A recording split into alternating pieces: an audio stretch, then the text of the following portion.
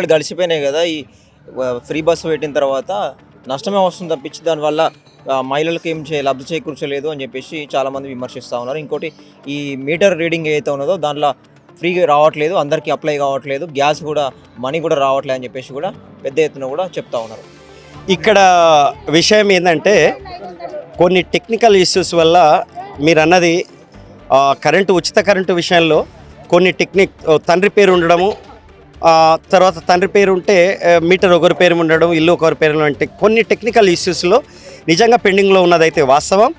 అటువంటి మా మేఘారెడ్డి దృష్టికి తీసుకుపోవడం జరిగింది. మా ఎమ్మెల్యే గారి దృష్టికి తీసుకుపోతే ఆయన ప్రత్యేకించి మహబూబ్ నగర్ సభలో ప్రత్యేకించి చెప్పిండు, మనది ఏదైతే ఆన్లైన్ ఆఫ్ ఉందో ఆ గృహజ్యోతి 200 ఫ్రీ యూనిట్ కానీ అదేవిధంగా గ్యాస్ సబ్సిడీ ఏదైతే ఉందో ఆ సబ్సిడీది కూడా కొంత టెక్నికల్ ఇష్యూస్ పెండింగ్ ఉన్నది వాస్తవం. కొందరికి పడతలేదని మా దృష్టికి వచ్చింది.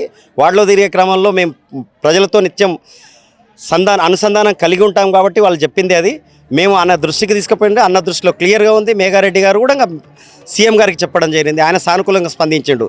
ఇప్పుడు ఏదైనా ఉంటే మళ్ళీ ఒకవేళ సైటు మేము ఇవ్వగలిగితే ఎవరైతే మిగిలిపోయినటువంటి ఉచిత కరెంటు ఎవరికి రాలేదో, సబ్సిడీ సిలిండర్ ఎవరికైతే రాలేదో వాళ్ళందరికీ కూడా ఆ సైటు వచ్చిన ఎమ్మడే ప్రభుత్వం స్పందించింది అనుకుంటే, ఒకవేళ మా రేవంత్ సర్కార్ ఒక నిర్ణయం తీసుకున్నది అనుకుంటే మిగతా వారికి అందుకు కూడా న్యాయం చేయడానికి మేము సిద్ధంగా ఉన్నాం.